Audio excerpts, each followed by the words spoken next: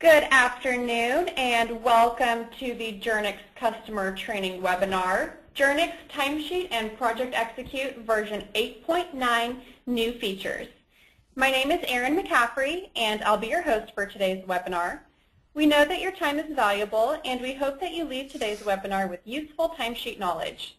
Just to let you know, you can expand the screen for better viewing using the percent icon in the bottom right-hand corner of your screen. You can submit questions online anytime during the presentation via the Questions tab. I'll be collecting these as the presentation goes forward and reading them at the end during our Q&A time.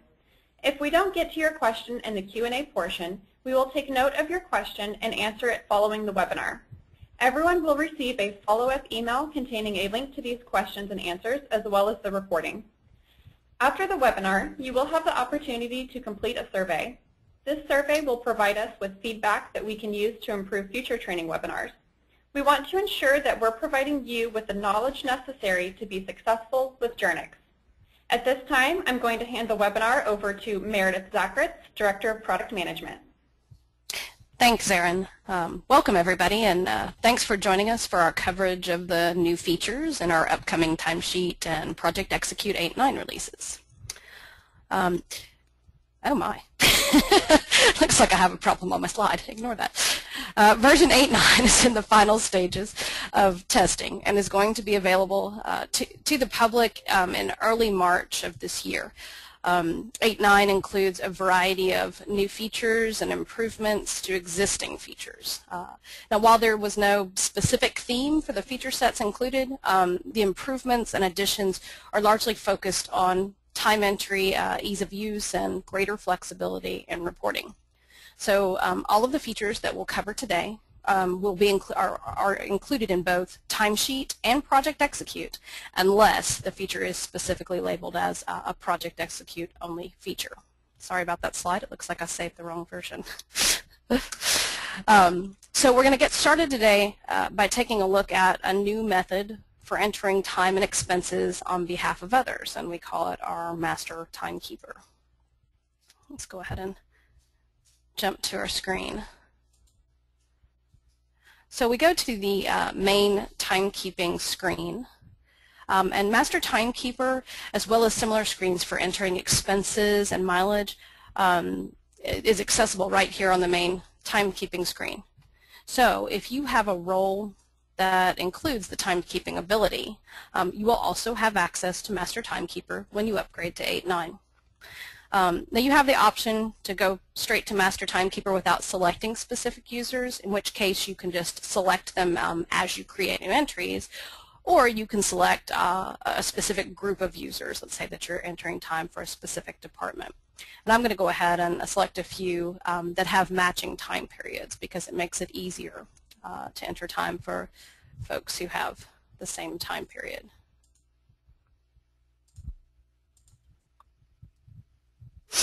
Now the Master Timekeeper screen shows all the same information that each selected user can see on his timesheet. So we've got memorized entries for each of our selected users, and we can also see their accrual balances and so on. It's all the same reference information that they have. The main difference from timekeeping and other entry screens is just that the Master Timekeeper screen has this first select list here. That's a list of users. Otherwise, it looks and works like every other time entry screen that you're used to seeing in the system. Now, if a user or a timekeeper has already entered some time for the period, those previous entries will be shown here as well. You can see that we have a few here. This format for time entry is really particularly useful for entering time for a small group of users who generally don't have access to computers and also often work on the same project. So like we had a group of miners who would be, where a particular team would be working on the same set of projects every day, and these people obviously didn't have access to a computer, so there was someone entering time based on a paper report of what they had worked. Now, in addition to adding this Master Timekeeper feature, as part of building this, we also made some improvements to entry screens as a whole. One of those improvements is the ability to tab across, all the way across, to create a time entry. And so we see that the tab moves smoothly across to our entries. And so you can tab all the way through and click Enter to save an entry. It's also no longer necessary to put multiple blank rows at the foot of your time entry screen. And this is because we'll automatically add an entry as you start to create a new one. So as we begin creating a new entry, you can see that we get another blank entry below it. So whereas you might have had, say 3 blank rows or 5 blank rows available to your users that was just taking up a lot of space, you can now just default to a single blank row and a new row will be generated automatically. Now if you happen to have a configuration where you don't allow your users to enter their own details, where it's memorized entries only and no blank rows, that will remain as it does today. Another addition to entry screen options, and again this is for all time entry screens, not strictly Master Timekeeper, is the option to attach documents to individual records. We can see that here.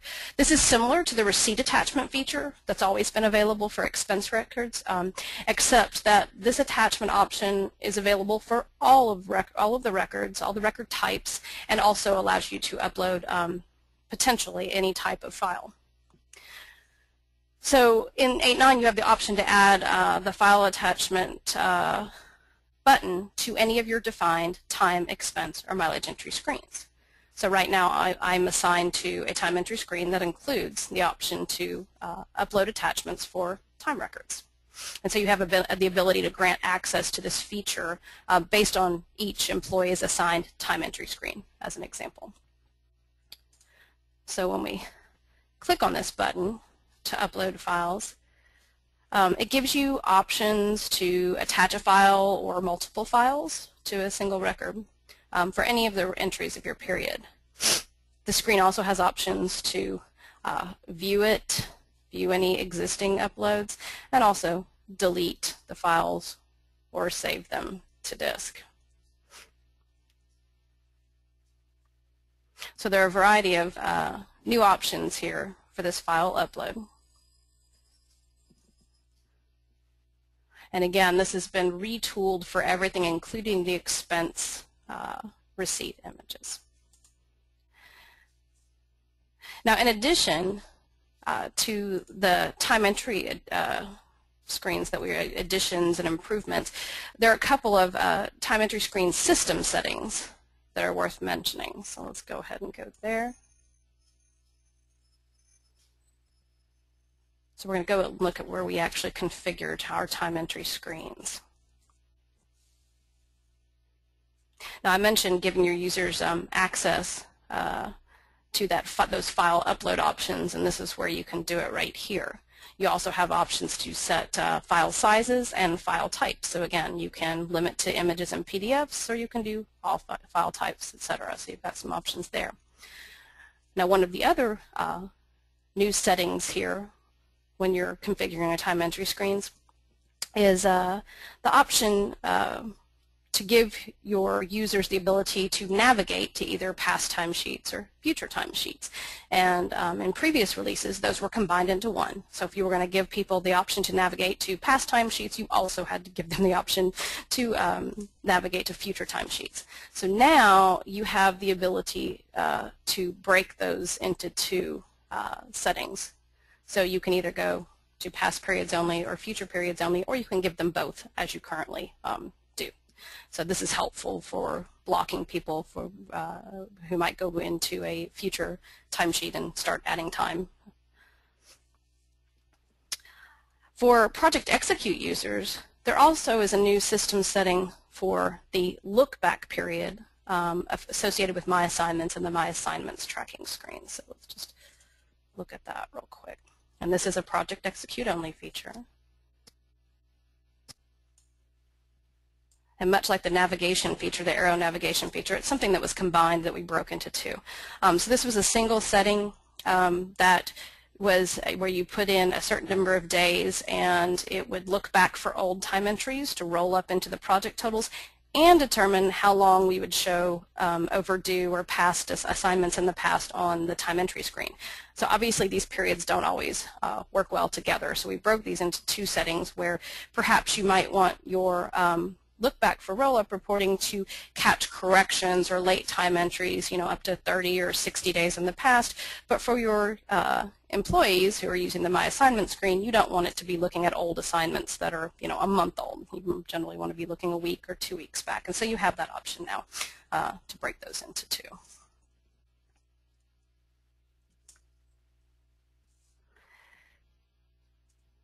So the next set of features we'll go ahead and take a look at are the new features for reporting and report management.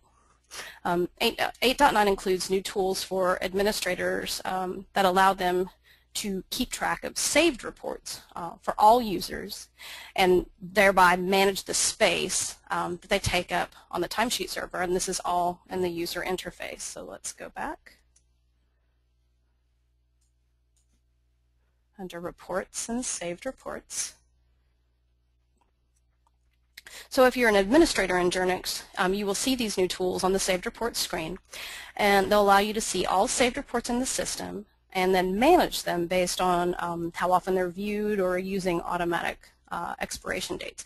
So I can set it to see all users, and this just allows me to see how many saved reports are in the system. I can look at how often they've been viewed. I can look at expiration dates and basically keep track of, and file size of course, basically keep track of how many saved reports we're storing on the system. Now everyone has the option to set expiration dates for each saved report they run, so let's look at that. And it defaults now, in 8.9 this is a new setting, but it'll default now to 3 months, but you do have options to save them for longer or have them never expire. And basically what this feature allows admins to do is make sure that old reports are cleaned off the system so that they're not cluttering up the server, and also watch for things like mistaken scheduled reports. Sometimes we've had employees who have accidentally set up a saved report to run every single day, and obviously that starts to eat up system space quickly. So this just gives the system admins the tools that they need to keep track of those types of issues and make sure that things stay cleared out.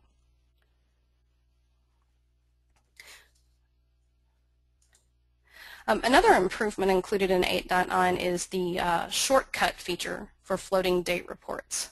And so let's go ahead and run one that has dates that are entered at runtime.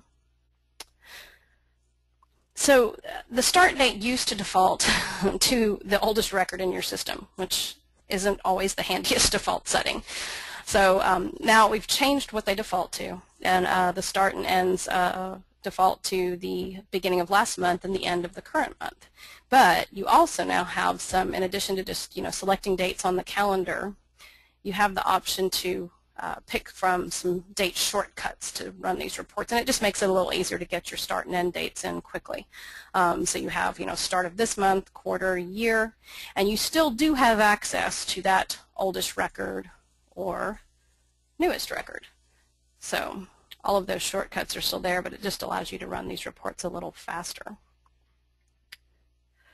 There are also some new fields that can now be included in reports, and I'm not going to show them explicitly, but I'll just run through them. The group field can now be displayed in standard time and expense reports. The project owner and backup owner fields are now included in project system reports.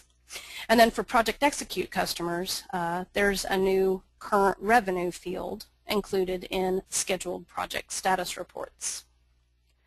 Another new option is for the open sections where you can include your custom HTML for reports and entry screen, headers and footers. You have a new option to display any of your user and project custom field values using those Journyx tricky tags, which you've probably used in other places, the little shortcuts to display your custom field values in the HTML. Now moving on to some Reportlink features. This is new to 8.9, but there is now an ability to run all of your standard reports that we see here and your system reports as well, which are a standard list that we see here, as feeds directly in Reportlink. So if you use Reportlink now, you know that you can only set up pivot and spreadsheet-based reports by loading one of the feeds that's available exclusively in Reportlink. So there's time and expense and scheduled projects, but they're feeds specific to Reportlink. Now, one of the problems with loading this feed data is that you can't filter any of the data before it's loaded. So when you're trying to report on a large date range, for example, loading the full feed, particularly the time feed, can be time-consuming, and it might even just time out on you. So if you use a standard report as the basis for your data that you load, you can go ahead and strip out the number of fields and even filter what's in each field before you load that data in Excel. So this is a pretty powerful feature. So for example, I have a quarterly report right here as one of my standard reports, and so I'm going to flip over to Excel, way down there. There we go. And what I've done is plugged in that report to a pivot table. And you can just append standard to the name of your report using your report name to pull that data into Reportlink.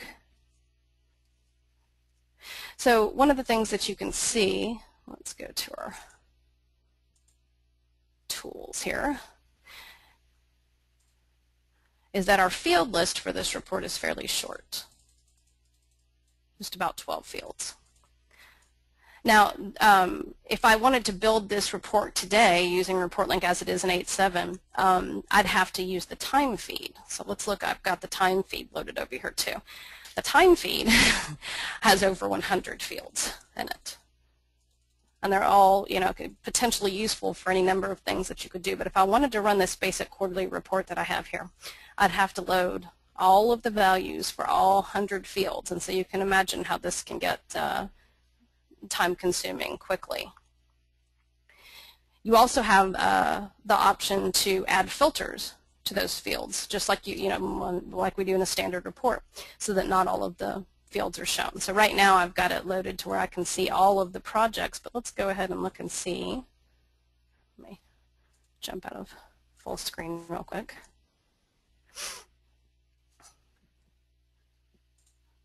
Let's go back to our quarterly report and actually filter on a few projects just to see how it changes.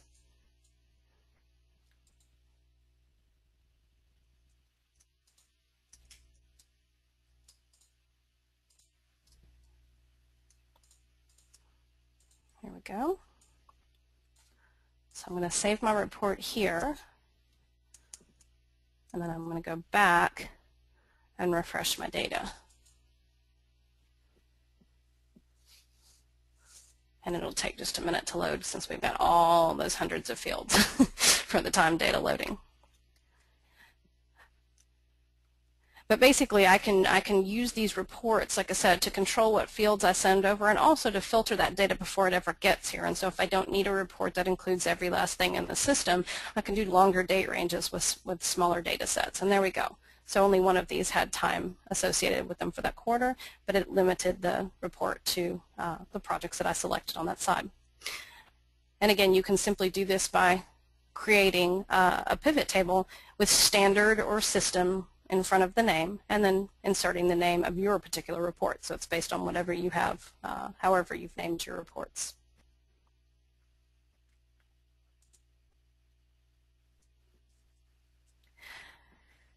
Reportlink for 8.9 also includes some new feeds, including the time, expense, and mileage compliance feeds that show you exactly what you would see for a user compliance report. So if you need this information in Excel, these new feeds will come in handy. Now, for ProjectXecute customers, we also have a new project costing and billing feed that allows you to capture interim project status and amounts for a custom reporting period. So you could look at what happened during a specific month in terms of work and costs for a project that spans more than that single monthly reporting period.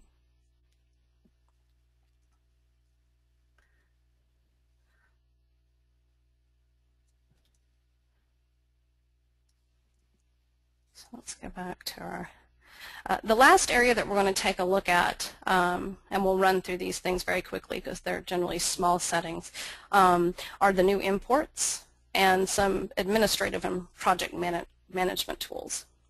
So there are a couple of completely new import tools, and you can see them in the imports menu. Well, if I left it up, you could. There we go. So there is the holiday schedule import. You look down towards the bottom of the list. And this is for getting your holidays and your schedules into the system using like an Excel or text-based file. So if you have your holidays in another system, or maybe in a spreadsheet, or you have last year's holidays and you want to just, basically manipulate dates minorly, a lot of times it's easier just to import those into the system rather than enter them manually into the user interface, and this allows you to do that. For ProjectXecute customers, there is a new import for creating and editing assignments that you make to scheduled projects. And again, just like the holiday import, this is helpful when you've got your assignment lists or you manage assignment changes in another system or a spreadsheet. And it just allows you to keep your Journyx system in sync with your spreadsheet-based reports or your other system. Other than the two new import tools, there are also some additions. The user import now includes fields for when you're editing or creating your users, for making the policy assignment and also managing the assigned time, expense, or mileage periods. The accruals import used to only allow you to add new balances, but it also allows you to edit balances now. So a variety of improvements to our import tools. Now moving over to a few of the miscellaneous system settings. We now have a setting that allows you to let users create leave requests in the past. And that's primarily because some people need the actual leave request record for, say, a sick day, but obviously the user, the employee doesn't know they're going to take a sick day in advance, that sort of thing. So it gives them a complete record of leave time in the actual leave request archive. And so some people do want to allow that leave request creation for days that have already passed, and you have that option. For server and email, we now support connecting using a secure server. And you can see the various options here. And also a little utility to test your settings to make sure that when you get your email server set up, that it's functioning properly and sending emails through the system. There are some new features for password security. So we'll jump down to those.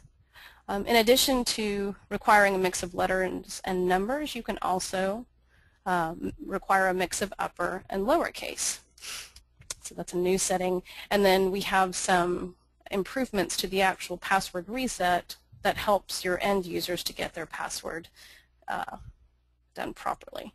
So you can see as I begin to enter a password change, it will rate whether it's strong or weak, and this is based on kind of standard programs that people like Google use to determine if your password has a good mix of numbers and upper and lowercase and is an appropriate length. But in addition to the notice on whether the password is weak or strong, it will also notify me if I'm breaking any of my company rules, any of the rules that you have set up. For example, here it's telling me that I don't have a mix of upper and lowercase. So before I hit save and it gives me the error, it's going to tell me if I've met my company requirements. More miscellaneous system settings. We're now moving on to some of the ProjectXecute only system settings. ProjectXecute now includes the ability to send notifications out related to assignment changes. And so you have the ability to designate email notifications anytime an assignment is created, modified, or deleted. And these are These go to the end user or the person who is assigned. And then you can, of course, customize the subject and email bodies just like you can with other approval notifications and so forth. So this is a way to notify your end users when they have any changes to their assigned work. Moving on to some more general project management for ProjectXecute. There's now an option to view your scheduled projects in a Gantt chart view. So we'll go ahead and select a project. And this is just, again, kind of another graphical reporting option that allows you to look at the structure of your projects and status and so forth. So we can see the assignees here. You can see the Gantt chart. So it's a handy view for managing your projects. And then the last note that I have for ProjectXecute users is that it is now possible to assign one person to a single task more than once. You might say, well, why would we do that?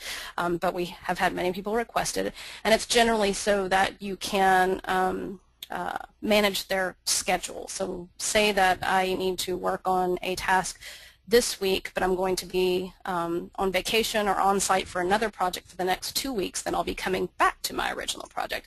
Well, I can have an assignment for this week and an assignment 2 weeks out that continues for that same task. So there is the option to do that sort of gap assignment or scheduling assignment so that you have multiple assignments for a person based on when they're going to be able to do that work.